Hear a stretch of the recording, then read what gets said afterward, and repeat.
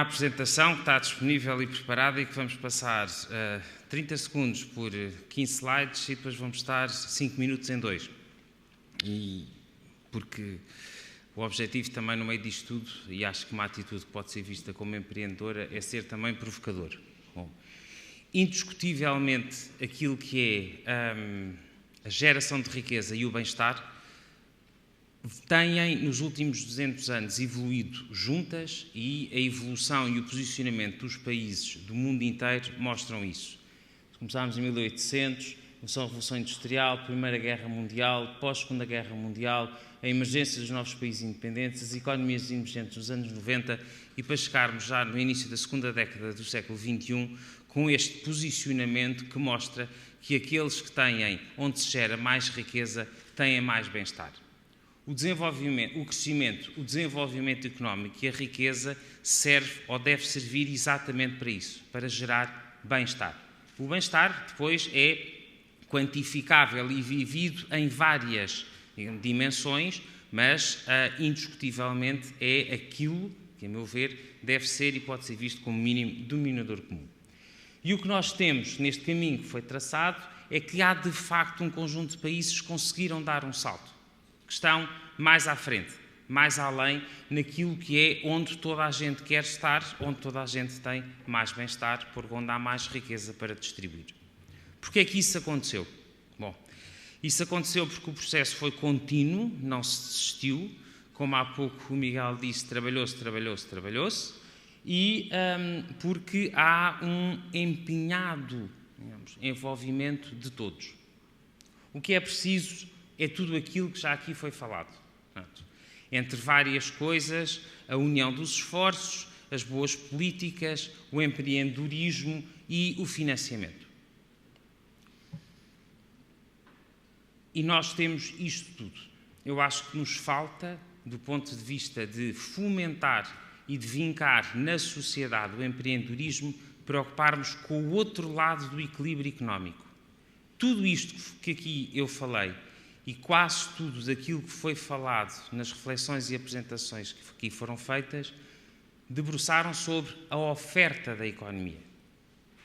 Agora, o bem-estar e a riqueza numa economia só é gerada quando há aquela coisa muito simples que é a oferta se cruza com a procura. Que é quando existe uma necessidade satisfeita, quando alguém tem capacidade para a satisfazer. Bom, e quanto a isso, nós temos, de facto, um mundo enorme de oportunidades para concretizar. Temos recursos, ativos distintivos, chamaram-lhe recursos endógenos, é só uma questão de terminologia, num conjunto variadíssimos de realidades, tangíveis e intangíveis, onde temos mostrado imensa capacidade para evoluir, para crescer, para gerar riqueza e para, assim, poder gerar bem-estar. E, principalmente, temos-lo conseguido fazer neste contexto internacional negativo, que vai melhorando, que nos vai ajudando a melhorar, mas que ainda temos um caminho grande para traçar. E aqui termino com aquela que é a parte mais interessante, mas não seja, suscita uma coisa mais doce em termos da apresentação. Da pequena pesquisa que fiz, os pastéis de nata existem em Portugal em 1837, portanto, desde 1837. Portanto, isto nada tem de empreendedorismo, estão inventados, faz anos. Mas, bom, depois há aquela discussão entre os pastéis de Belém e os pastéis de nata, portanto, não vamos entrar por aí, portanto, podemos ter cada um as suas preferências. E como também não vamos entrar pela discussão daquilo que foram as palavras de um senhor ministro sobre o pastéis de nata há alguns anos atrás.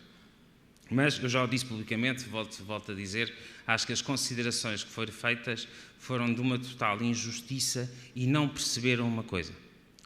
Nós só somos empreendedores, só geramos riqueza e só geramos bem-estar se fizermos bem feito aquilo que sabemos fazer.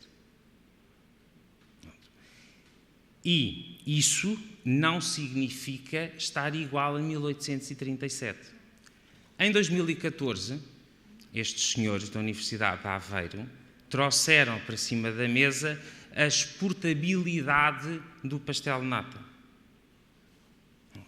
O que significa que, se calhar, ainda a uma coisa portuguesa, genuína, de recursos endógenos, que toda a gente conhece, que toda a gente já comeu pelo menos uma vez na vida, se pode acrescentar alguma coisa.